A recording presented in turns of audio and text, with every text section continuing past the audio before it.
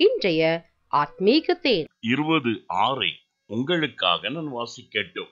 கர்த்தர் தாம் அபிஷேகம் பண்ணினவரை ரட்சிக்கிறார் என்பதை இப்பொழுது அறிந்திருக்கிறேன். தமது வலதுகரம் செய்யும் ரட்சிப்பின் வல்லமையை காண்பித்து தமது பரிசுத்த வானத்திலிருந்து அவர்களுடைய ஜெபத்தை கேட்பார். ஆம் பிரியமானவர்களே, தேவன் எவரை தன்னுடையவர்கள் என்று சொல்லி அபிஷேகித்திருக்கிறார்களோ அவர்களை தீமைக்குள் விடாதபடி எல்லா தீங்குகளிலிருந்தும் ரட்சிக்கும் தேவனாயிருக்கிறார். தமது வலதுகரத்தின் ரட்சிப்பின் வல்லமையை ஒவ்வொரு நாளும் அவர்களுக்கு காண்பிக்கின்றவர்களாய் இருக்கிறார்.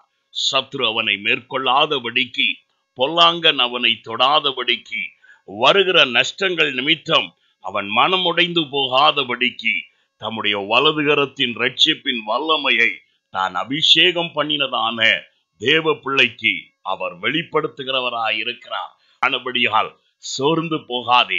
உன்னை கிறிஸ்தேசுவின் மூலமாய் தேவன் அபிஷேகித்திருக்கிறார். கிறிஸ்தவன் என்றால் அபிஷேகிக்கப்பட்டவன் என்ற அர்த்தம். ஆனபடியால் சோர்ந்து போகாதே.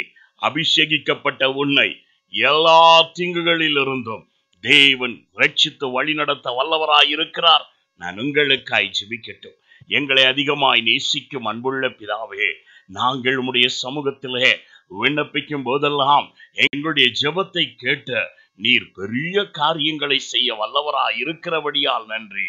இப்பொழுதும் உம்முடைய பிள்ளைகள் கடந்து செல்கிறதான பலவிதமான டென்ஷன்ல இருந்து மீட்கப்படும்படி உம்முடைய வலதுகரத்தின் ரட்சிப்பின் வல்லமையை விளங்க பண்ணுவீராக.